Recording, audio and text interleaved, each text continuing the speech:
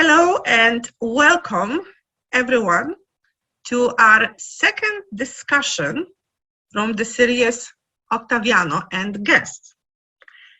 Today we are going to talk about Slowbalization, Reshoring, Nearshoring and Friendshoring.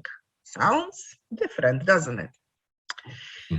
This broadcast is brought to you by a combination of very good partnerships, which is Ukrainian Association of Sustainable Development Experts, ASDE, Center for Macroeconomics and Development, and Global Initiatives and Solutions. So what are we going to talk about? Well, our biggest problem seems to be right now global value chains disruptions. Well, we have geopolitical tensions. All our risks and vulnerabilities are exposed. Our international production networks, where are they? Who is in whose background? Who is whose friend here, protecting national interest? Who could benefit the most from all this turmoil going on? And what will be the new ways of working together? Before I introduce our guests, I would like to present something that actually it's pretty much mind-boggling. That's a data I obtained on June 12th. It's a worldometer, United Nations little device. Total world population is 8 billion. Now, look at the population of Asia, 4.7 and change. Then we add Africa. Then we add South America. Then Europe, but Europe, it's the rest of the Europe and European Union, North America with 374 million, which is, of course, United States, Canada, and 2 or 3 islands to go with it, and Australia, New Zealand, and the islands there. However, what is more interesting is next. Again, against that world population, 8 billion, let's compile together Asia, Africa, and South America, and we are getting into over 6.5 billion people. That's 81.9% of the world's population living in Asia, Africa, and South America. Then we look at European Union and North America, obviously as the 2 economic engines of the world in terms of finances, influence, and that is 823 million and a change, which is only 10.3% of the world's population. I think this statistic is very, very important, given the subject of our today's discussion. So what are we going to talk about? We already said, it's basically, we will look at globalization and everything around it. And our panelist today is Ottaviano Canuto, a senior fellow at the Policy Center for the New South.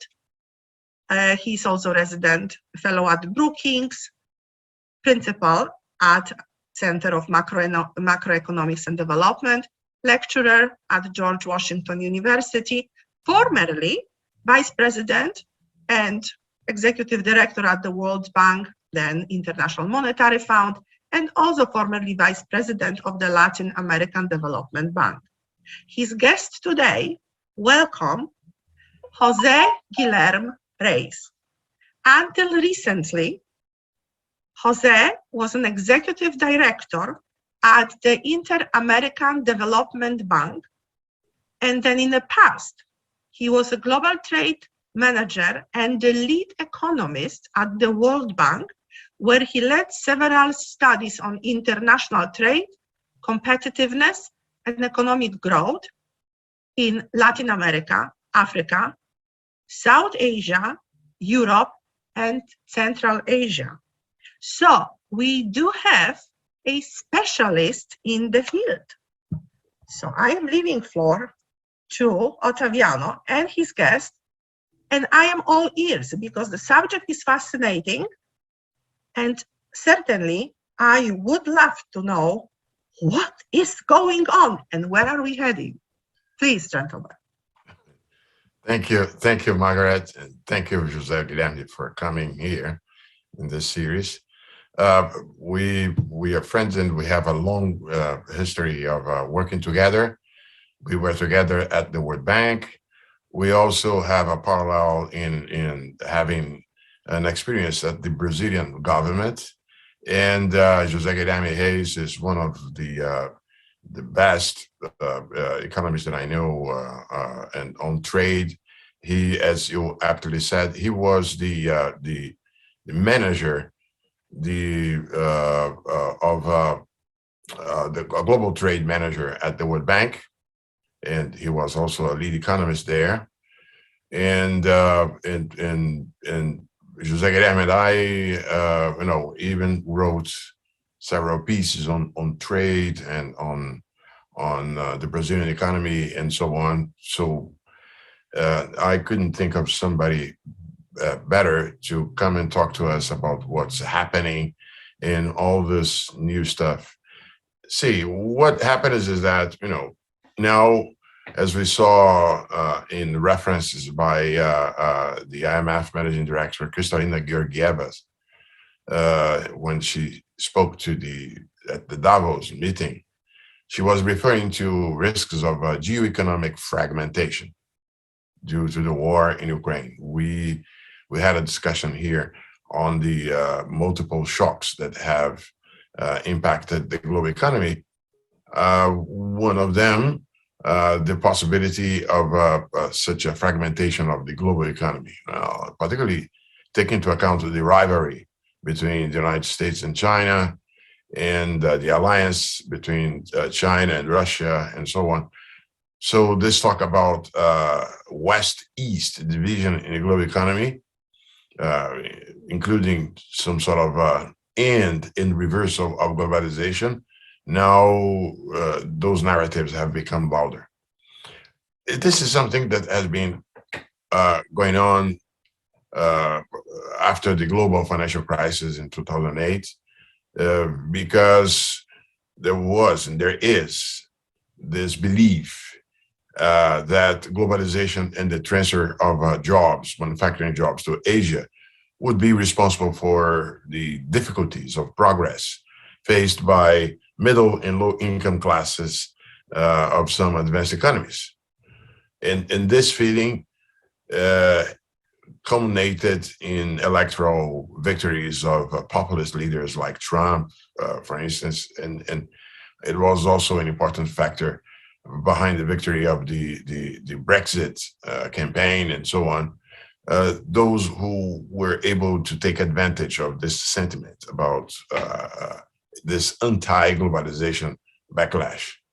And then we had the pandemic and the vulnerability to shocks attributed to globalization during the pandemic, with the disruptions in global supply chains. This added another argument in favor of the reversal, as we discussed here in the first session. On the other hand, we can see that there is some resilience in trade. Suffice to look at how fast foreign trade recovered since 2020, and even despite the fact of the maintenance of the continuity of supply disruptions, the trends toward enhanced trade among countries remain strong. Well, but now we have seen is not only rhetoric. Last week I was in an investment forum of Amundi, the big asset manager, the French asset manager, the largest one in the Eurozone, and the meeting ended with a talk by Miss Hillary Clinton, and her speech was on China. It was on alluding to the need exactly to take measures so as to separate, to delink the US from China, the Western economy from China, and so on. So I was amazed because it sounded like Trump. So this this trend or this political drive is something that is bipartisan, for instance, in the United States, and it will have implications. On the other hand, and we'll have José Guilherme exactly dealing with that. I myself, I'm a strong believer that this reversal will be partial, and in the sense that it will be related to particularly technology-intensive sectors. It will definitely have semiconductors in the core, as well as data processing, and they will be mostly related to let's say, sectors relevant from the standpoint of national security and so on. Not, we will definitely watch an aggravation of interventionist policies and protectionist policies, and a play with respect to some key technology segments. As I said, semiconductors is an obvious case. It's not by chance that President Biden had easily bipartisan support to his bill on semiconductors, but also everything related to data processing, and we were watching as well some this ramping up in the case of China, and I see this as a broader tendency. So we will have not deglobalization, in my view, probably, or at least only in relative terms, but then we'll see probably a greater degree of regionalization, a slower pace of globalization,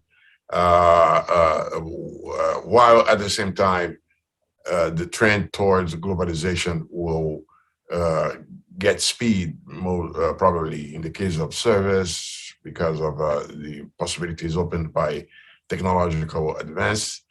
And but geopolitics is at the core, including when it comes to the key inputs for the new technologies.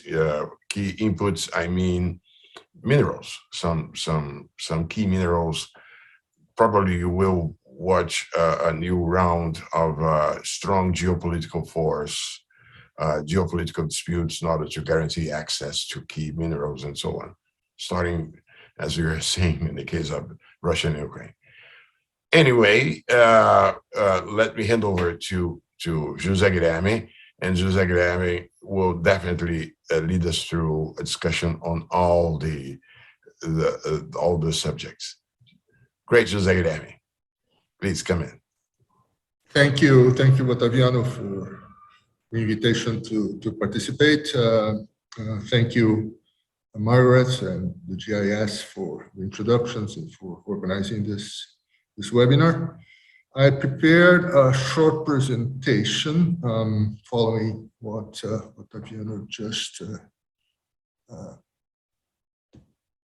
mentioned. I hope you can see it. Okay. So yeah, with all these new words that Margaret alluded to at the beginning of the discussion. So let me start with a little bit of background. What are we talking about? What is called 21st century trade is trade done through basically global value chains. No, according to the World Bank World Development Report of 2019, I guess, about half, 50% of the world trade is currently conducted through GVCs, and the fact that GVCs have been around for a long time, but two features distinguish them from the usual trade. The first is that countries import to export and not only to consume. There is a seminal paper by Grossman and Rossi Hosberg called "The Rise of Offshoring," It's not about cloth and wine anymore. And this is basically, the idea that actually firms do most of the trade, and transactions involve basically long-term firm-to-firm relationships, and not no longer anonymous spot market transaction. GVC trade expanded very rapidly between the 90s and 2010, the so-called long decade, and slowed down after the Great Recession. The expansion of GVC trade has to do with technological advances, reduction in costs of transportation, information and communication, and reduced trade barriers. So this allowed firms to extend production processes beyond national borders.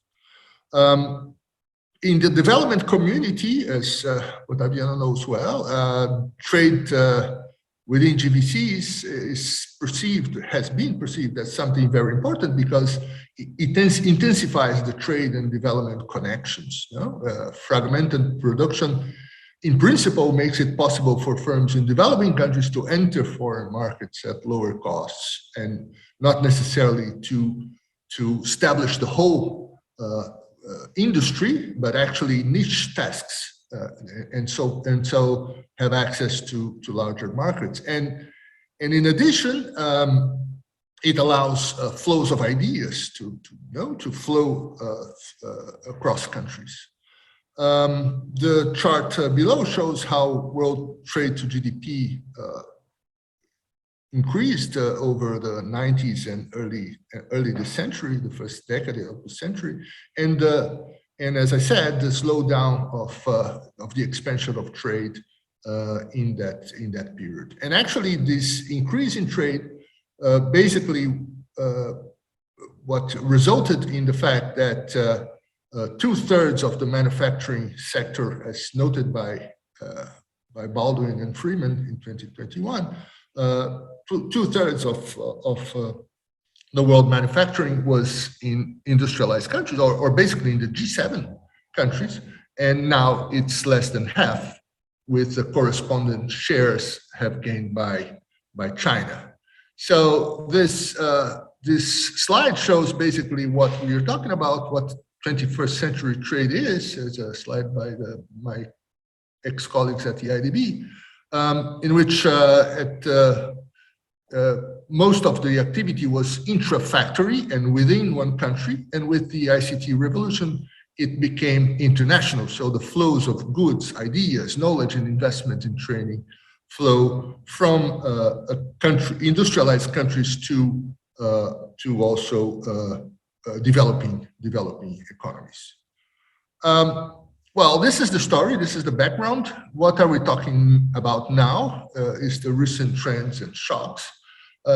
Basically, the recent political, health, environmental, and economic disruptions, as Ottaviano was saying, have fueled concerns about the current global value chain trade interdependence, and triggered a narrative that emphasizes risks and vulnerabilities of these international networks of production.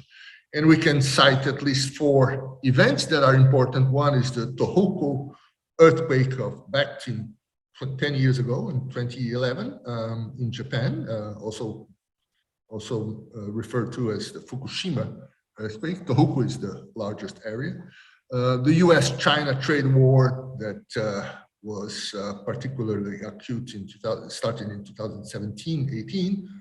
The COVID pandemic more recently, with the impact on the supply chains, and even more recent, the Russia war on Ukraine. These shocks, we are not talking only about shocks, we are also talking about trends that are behind the slowdown that we saw. Basically, what one can explain this new trade, the 21st century trade, the global value chains, as an issue of labor arbitrage, with the reduction in technological costs, with the costs of trade, costs of technology, costs of information, allowed firms to actually produce high quality goods with lower wages that could be found in developing countries.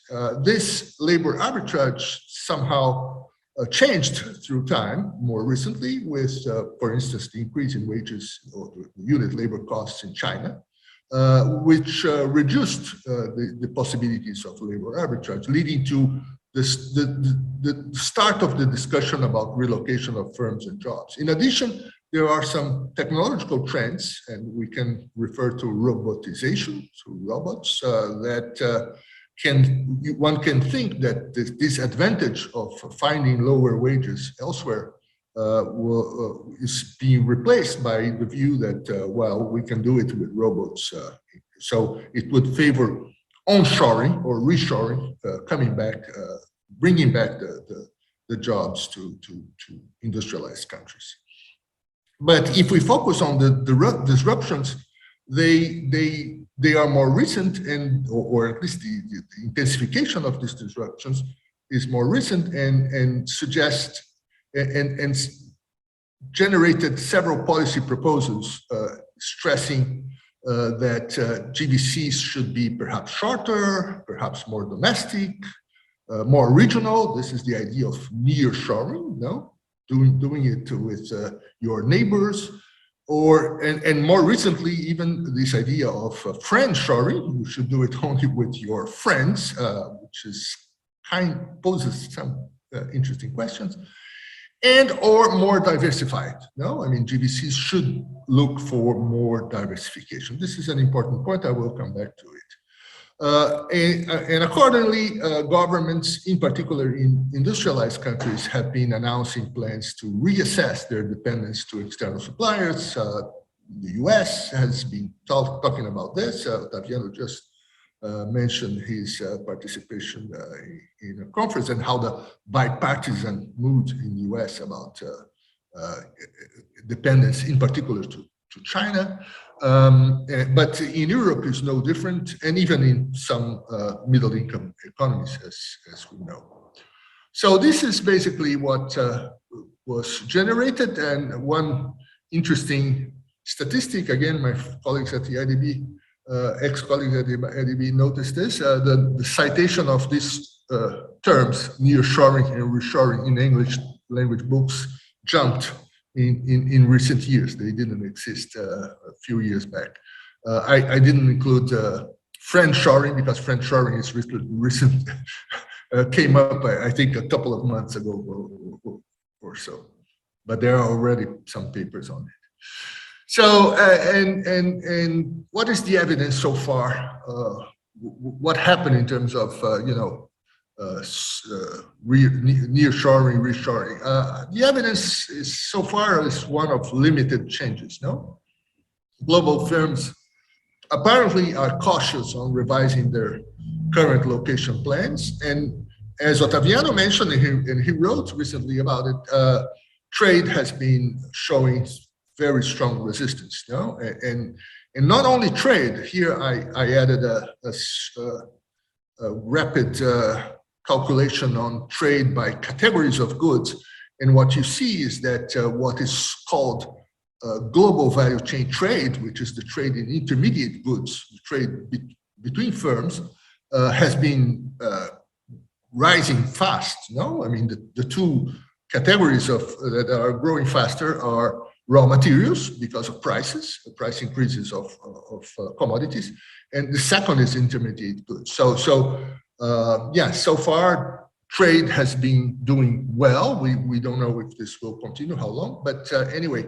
And anecdotal evidence also suggests that firms are not willing to change dramatically location. And we can try to think a little bit what could be the factors behind these decisions. One possibility is that firms are waiting the best moment to relocate plants. This could happen. But could localization decisions be influenced by a more complex set of conditions? I think definitely yes. The answer for this latter question is yes. The discussion has been framed around resilience versus robustness. No, resilience understood as ability to respond to a disruption in a cost-effective way, and robustness ability to maintain operations when facing a shock. And so robustness calls for redundancy, having spare or clients that or firms that could replace the ones that you discussed, while resilience thinks about calls for perhaps a little bit more efficiency. No, so the key trade-off here involves diversification of risks versus lower costs and higher quality. And the truth is that the way the complexity of this value chains have evolved require more and more niche expertise, no? And so it requires more specialization rather than diversification. This is true. The second is this discussion about external versus domestic shocks, and Ottaviano and co-authors Justin Lin and Zhang wrote recently about this, and Raghuram Rajan also wrote recently that, you know, bringing the supply chains to your economy doesn't mean that you will have less shocks. You will face a different nature, no, shocks of the different natures, domestic shocks, and Rajan just reminded us that the crisis in the U.S. I was living in the U.S. until recently, and Ottaviano lives there. The crisis of the so-called baby formula has nothing to do with international supply chains. It's actually, you know, the baby formulas disappears from supermarkets in different areas of the country, and it's basically a domestic supply chain.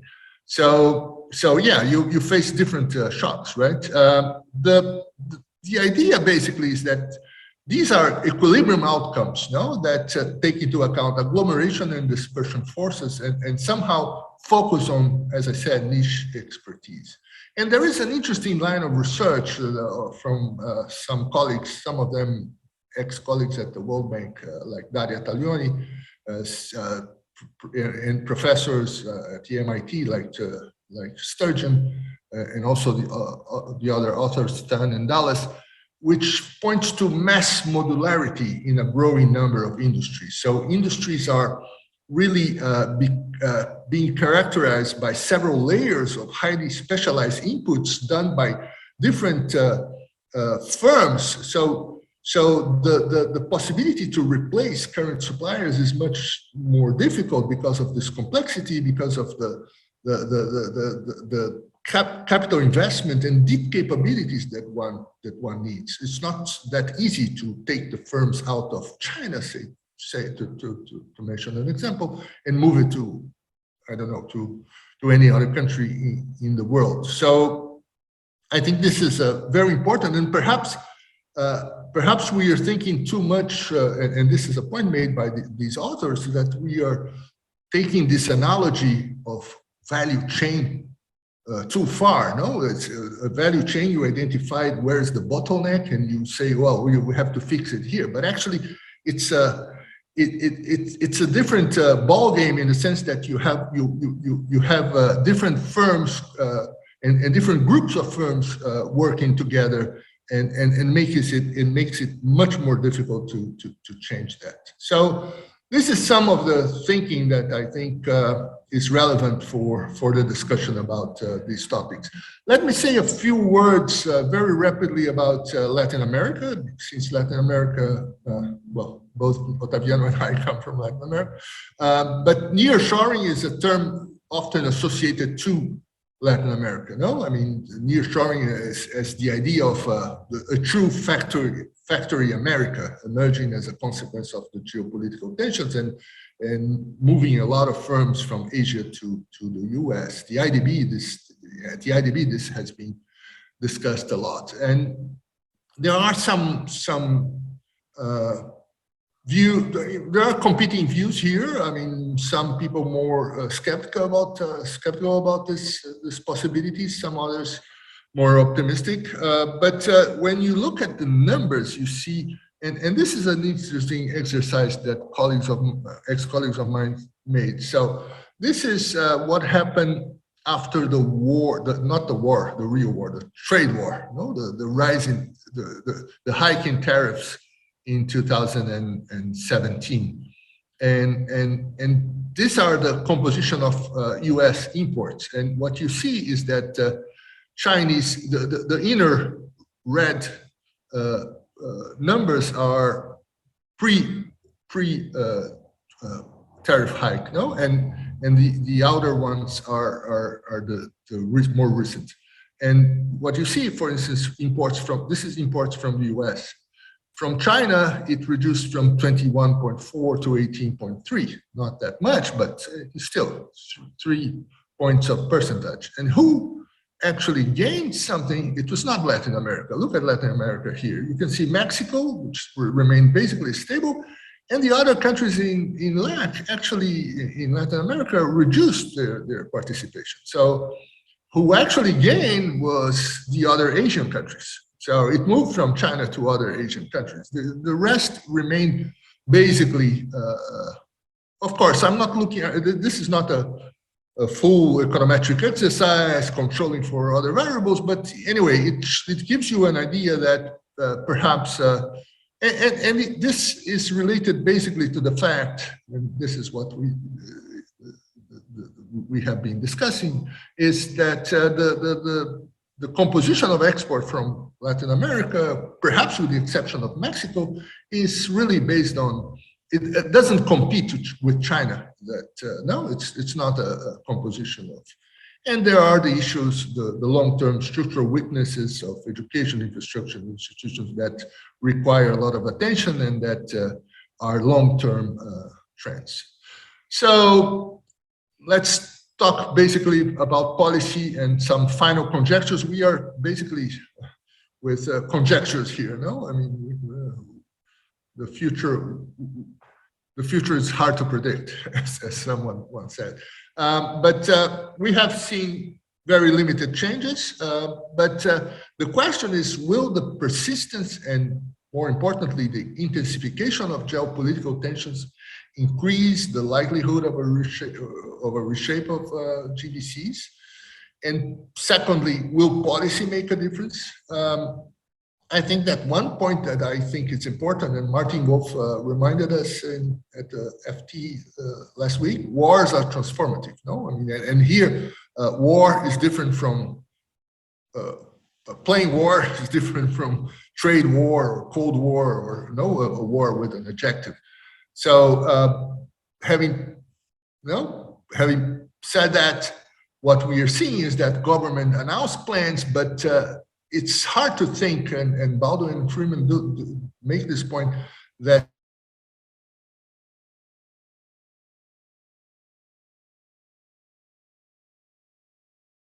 about mass subsidies done to different areas or different sectors, no? Of the economy. I think that there are clear limits to industrial policy, subsidies and protection, and the fiscal limits, and Canuto in his paper with Justin Lin and Zhang mentioned it very clearly. So the most reasonable outcome to think about the future is that we will still see basically countries looking for horizontalish policies, no, aiming at minimizing trade and investment costs, which is a long-term policy, and very specific and target to very specific sectors. Semiconductors was one of them, and perhaps you can think of others, but still very limited group of sectors that could be favored by subsidies from developed countries to bring back and perhaps by middle income economies to bring back the jobs from the other parts of the world. So this is it. I hope this helps frame the discussion, but over to you, Ottavio. Pretty good, Jose Guilherme. Perfect. Quite encompassing. Of course, we could, stay here for a longer time and go into details, but you said it all. You have an important point. I am a professor of international political economy, And international political economy deals all the time with the two dimensions. There is on the one side the political drive pushing governments, and on the other, the economic side. Of course, all the shocks that you correctly pinpointed, starting with the Fukuyama and now and pandemic and logistics problems and so on, definitely are in the minds now, are tilting the balance between efficiency and resilience in the minds of the managers of global value chains. In some cases, they may even go up to incurring costs by duplicating capacities, by piling up stocks, inventories, of course, inventories. That's definitely something that will be more considered in global value chains and so on. And this will, let's say, in detriment of efficiency, they will raise costs. But still, this will be limited because it will obey the logic of maximum returns adjusted to risks in each private context, which is another thing vis-a-vis the desire by politics, right? So most likely the result defined by the private sector logic will be far from what might want the politics. That's why most likely, unless, of course, the governments, the politics side, decided to spend resources, decided to establish subsidies and tariffs so as to force the private logic to adapt it to it. And there are limits to this. An interesting thing is again that we know, we've seen the studies by some economists of the Federal Reserve Bank making the count and showing that the trade war enacted triggered by Mr. Trump ended up being very costly, harmful to the U.S. manufacturing industry. Besides, we're not even talking about the agriculture of the U.S., but the manufacturing industry. And I deeply think that it's not by chance that Trump left aside the trade discussions, trade war in the year of the election year. So the kind of direct trade war and policies such as Trump used vis-a-vis China and other countries are not likely to be the preferred mechanism by which the states will try to reconfigure value chains and so on. But definitely that will be the case doing whatever it's necessary in case of semiconductors, most likely as well, medicaments, medicines after the pandemic. I keep remembering Macron when he made his first speech, one of his first speech, sorry, in the beginning of the pandemic, he said, Macron, it's time to revisit what we consider strategic sectors. Oh, well, that's the buzz. What is that you put within the line, within the set of strategic sectors? That's where some cases are obvious, but how far does it go would be costly for the countries if they follow that way. And in your intuition about the Friendshoring, to my knowledge, the expression was created or used for the first time by Janet Yellen at a meeting here in Washington at the Atlantic Council. And clearly the enthusiasm by some of the neighbors of the US, by Mexico, by Central America, But it has to be highlighted, as you mentioned, and as I myself did try to do it with Justin Lin and Pepe Zhang. There is a homework to happen, to be implemented in the Friends, so as to make feasible, to make viable the Friendshoring. Otherwise, it will remain a bit of rhetoric. Well, thank you very much, Zaggy. You did a very comprehensive and precise picture on this plethora of new concepts: Slowbalization, Nearshoring, Friendshoring, and more. Certainly now, thank you so much. Certainly now we know what it means. And I got some questions. And these questions are going to take us through everything and through time a bit as well. Because the first one is basically, when did it all started? So when all this trouble started, I presume it is refers to when did the globalization started? The idea was, fetched. Was it 40 years ago? Or did the trouble started after 2008? So that's the first question we have.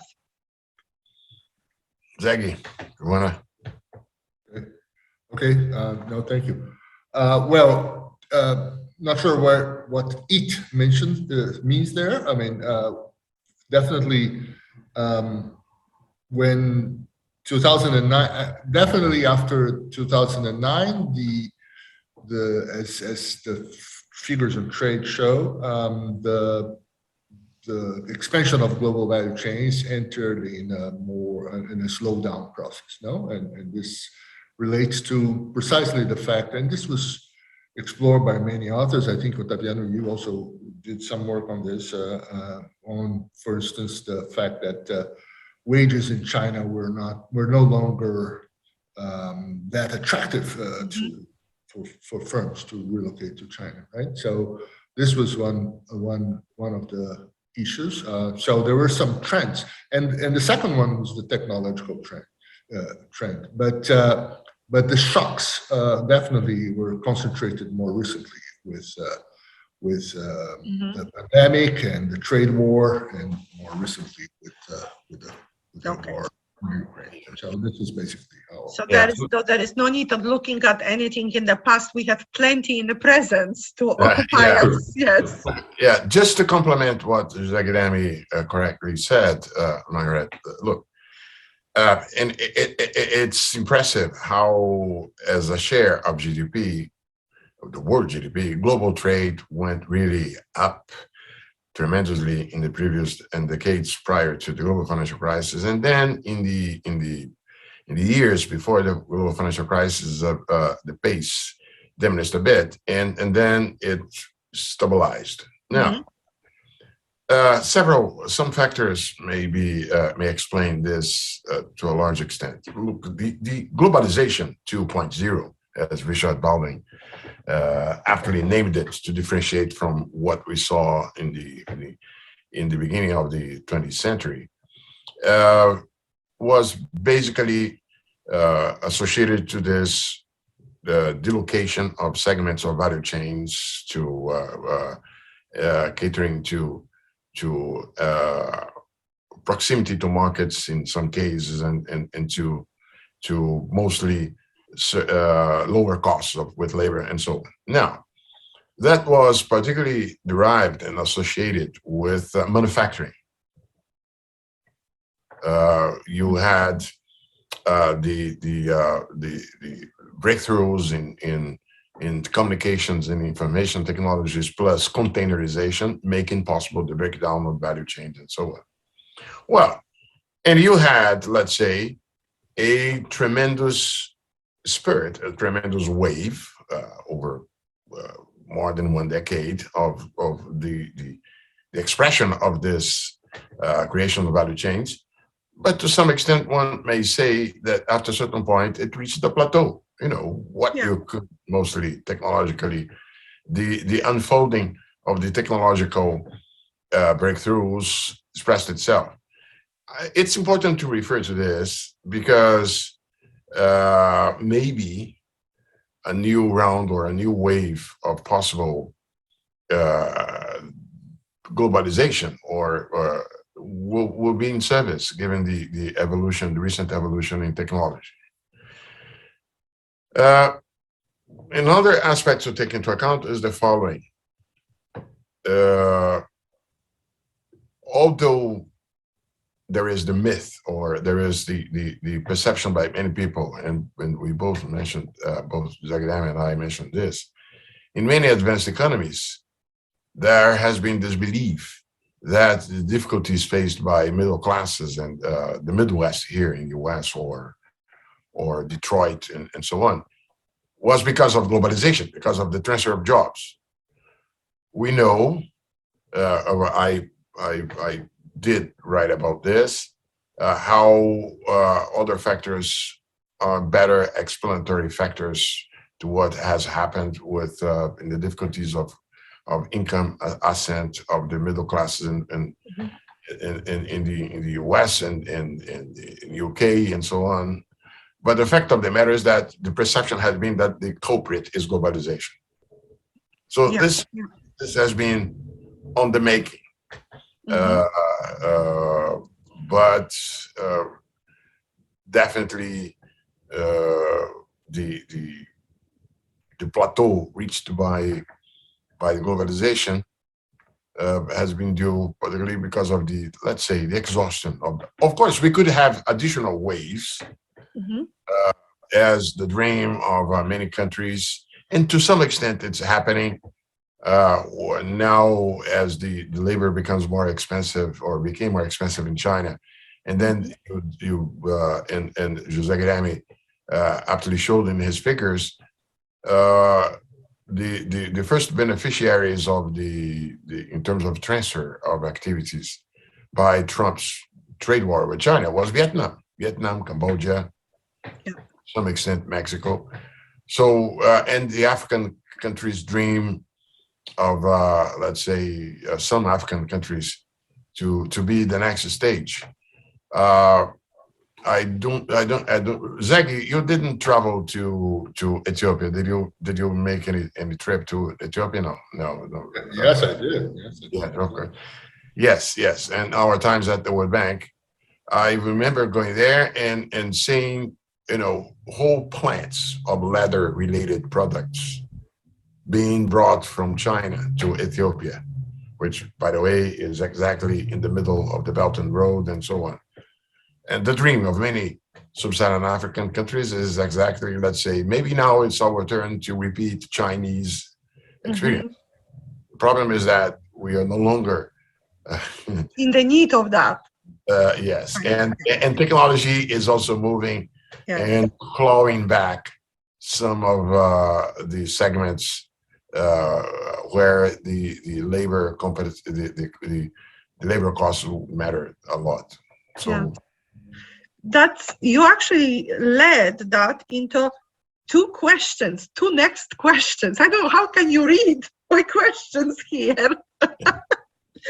Because the questions which the two next questions which came was about, does it make sense to rebuild regional and national industries, given how long it's going to take, given the practicality of it, given the cost of production and cost of the goods produced?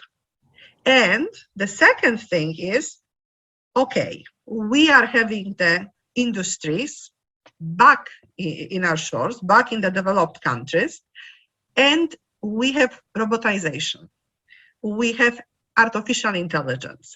So we are on completely different technological footing with that. Now, how many people will actually find employment in the super high-tech manufacturing process that is being done almost on its own?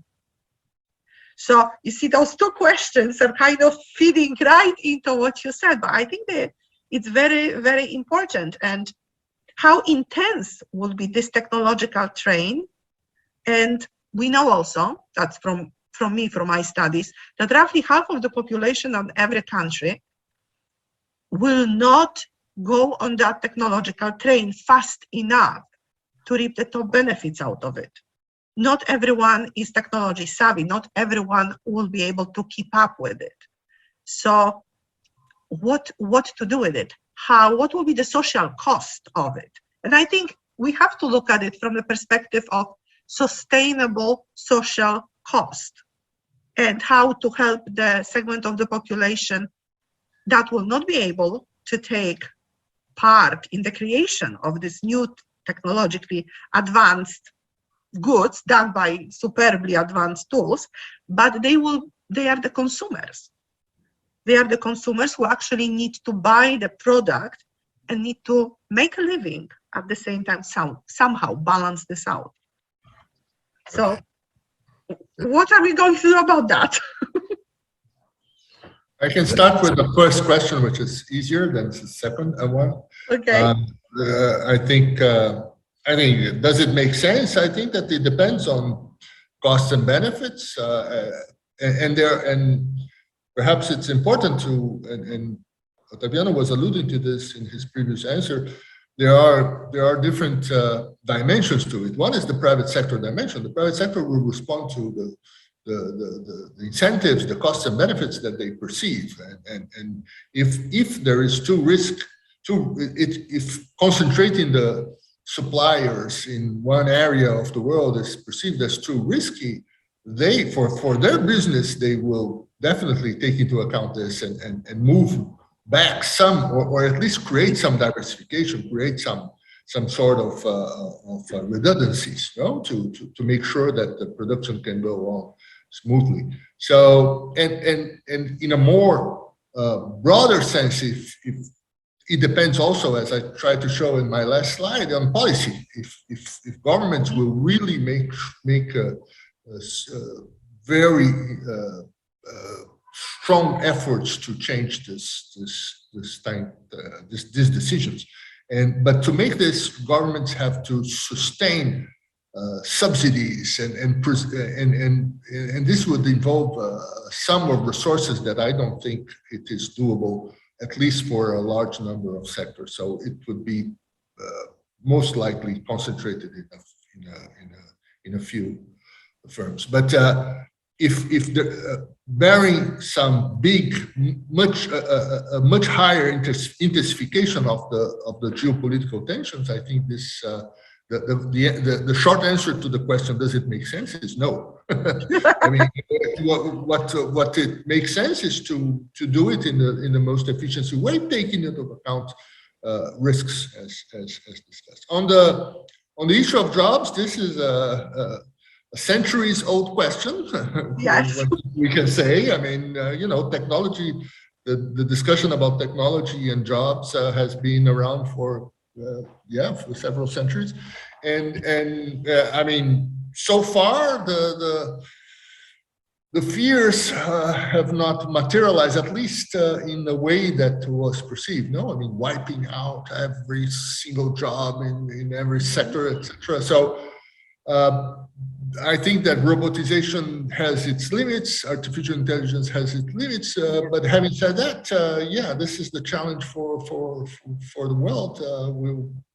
I cannot, maybe Ottaviano has more fresh thinking about this, but I cannot think of the usual suspects. No, I mean, skills, a lot of training, a lot of education, a lot of rethinking of education, and this has been discussed in several fora, thinking about how to really respond to this challenge. But I don't want to go into education this time, because it seems to be only we changing education at the very top, forgetting that it has to be changed on the bottom first. Otherwise, we are swimming in the clouds. Margaret, if I may, just complementing Adriani, on the say what we've been discussing is no chance for those still thinking, dreaming of, well, it's a renewal of import substitution. Let's erect it's costly for whoever does it. So think twice before trying to piggyback on this discussion and on this situation to come back again with protectionist policies, because those who do it will bear the cost. On the second issue of the technology, and Zaghi mentioned how this has been for centuries. The Luddites, remember, in England during the first industrial revolution, how the Luddites came and threw the machines into the river, as if the culprit was the machines, fetishism. Mm-hmm. And and then despite the prejudice, the owners, the manufacturers replaced the machines, and everything was back there. Yeah. To some extent, this challenge, your question alluded to, is one of the mankind challenges, regardless of globalization and so on. Yes. I know of a project. I'm not. I don't have the knowledge on where it is, but I learned some of the details of a shoe factory in Atlanta, Georgia, Mm-hmm. Using 3D printing to produce shoes. Yes. And the beauty of it is the following: you send them a picture of your feet, Mm-hmm. and they produce a shoe that is perfectly adapted to your feet. Yeah, you scan basically. They do it up to a perfect scan of your foot. Yes. That's right. A walkable shoes. and of course, so this is tends to be, except for aspects of design, I don't know, material and so on. Mm-hmm. But this is shoes was, at least it still is to some extent, one of those sectors where, let's say, the fear of losing competitiveness by developing countries Mm-hmm. was less so. Vietnam is booming. Vietnam and Cambodia, and low price shoes and so on. Mm-hmm. But if the technological change is able to threaten even this, it's terrible. It's terrifying. But it's broader the issue. What the humanity, what humankind will do in order to avoid that, let's say, a substantial part of the labor force being simply be made superfluous by automation. And then we have a camp, a divided camp, those where, the other jobs will be created. But definitely the new jobs being created, they will be much more intensive in knowledge and education than in the past. So Yes. there has to be the reskilling and the importance of public policies regarding education will be more than ever, to answer your question. Otherwise, it may really in some become a nightmare. Yes. Well, the next. Yeah, Aldous Huxley. Yes. Yes.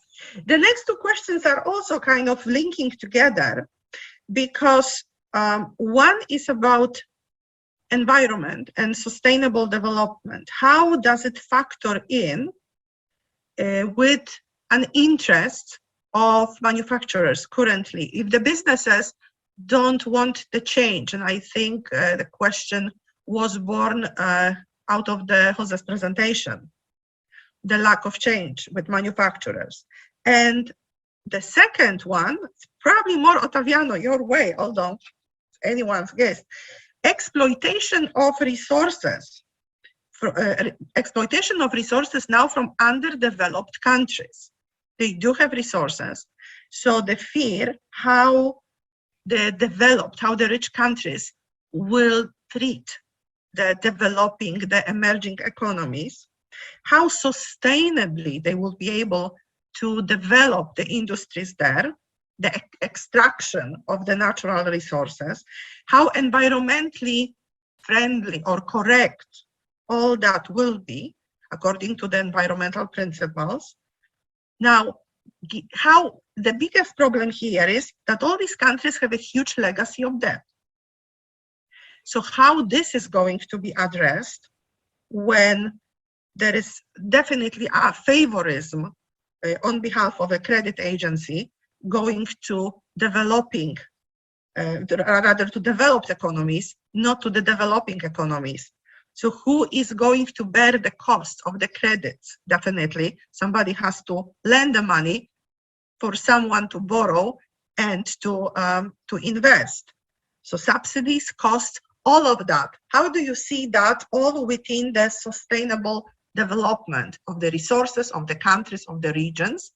Because ultimately, that I think will dictate our future security. Yeah, okay. Zaggy, you'll go for the first and I go for the second? Maybe. Why don't you start and then I... Okay. Starting on the second.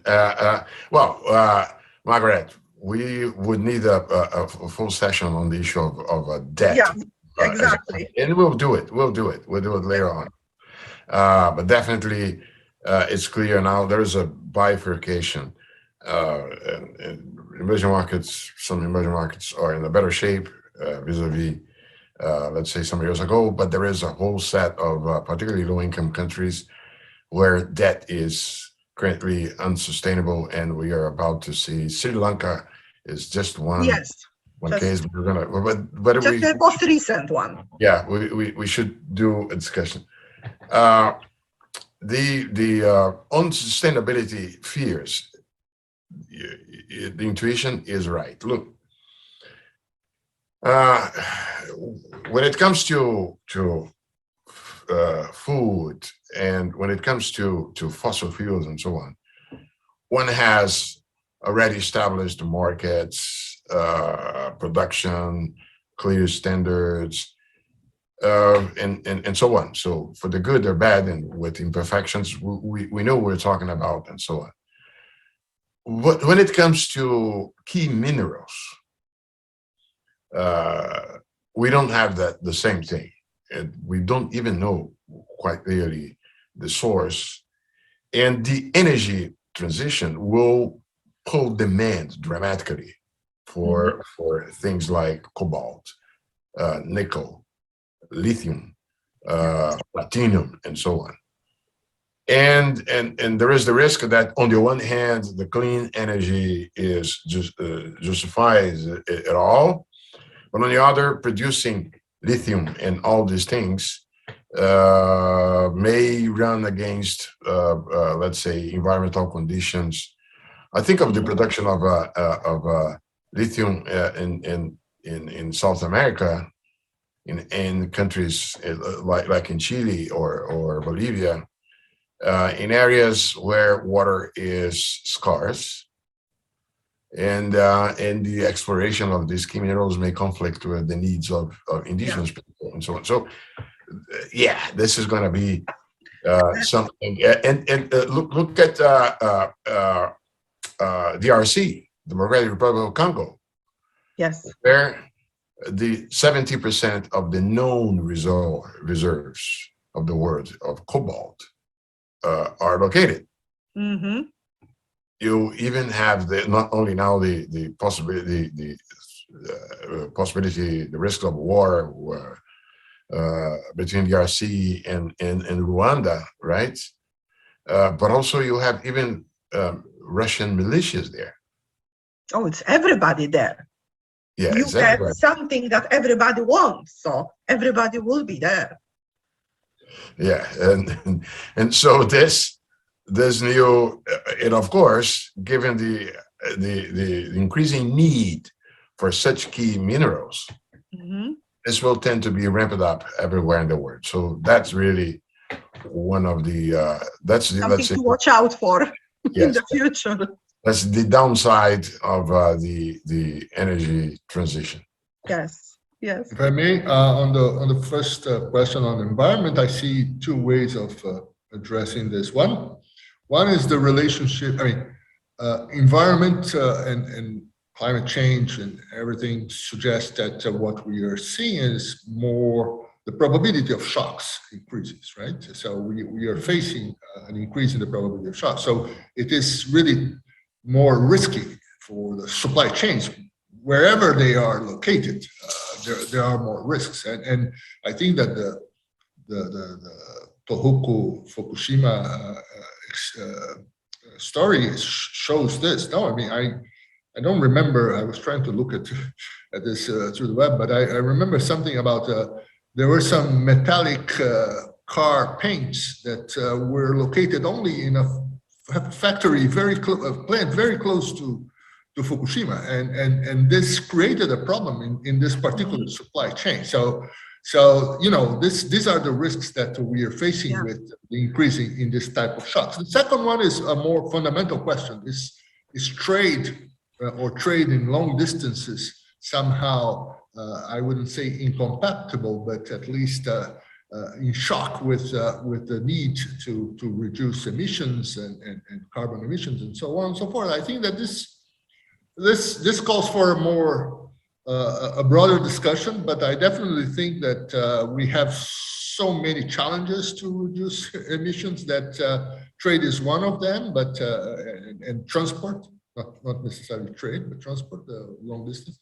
But I believe that it's much more a question of it's part of the challenge that we as the world have faced to solve the energy transition, among other things. It's just mentioned by the book. Yes, so we are finishing the discussion then with opening up another one. That's another one. Okay, I think we have given you two have given a lot of food for thought to our viewers, and I think the questions and certainly the presentations and what you are talking about is reaching to everyone, and it's touching everyone, and there is no escaping it. We got to take it on. We got to go through it. The change is too great, and there is nothing that can stop that change now. It's happening as we see it, and it has to run its course with whatever good and bad, and as you said, in between, without paraphrasing to the end. So that's I think where we are going to leave our discussion. So thank you so much, Jose Guillen. Thank you so much, Ottaviano. Thank you to our listeners. Thank you to our viewers. And great thanks to my partners, Ottaviano, again to you, to your Microeconomic Development Center, to ASDA. And to the Policy Center for the New South. And to the Policy Center of the New South, of course. And also, I would like to thank to my team, because without my team at Global Initiatives, we will not have the wonderful recordings and everything else that later we can give to the people who are interested in. And it is part of education, as we said in the discussion. Education, it's something that is going to be a challenge and a must for the future. So I would like to finish it with that note. Thank you so much, everyone. And I will stop the recording at this point.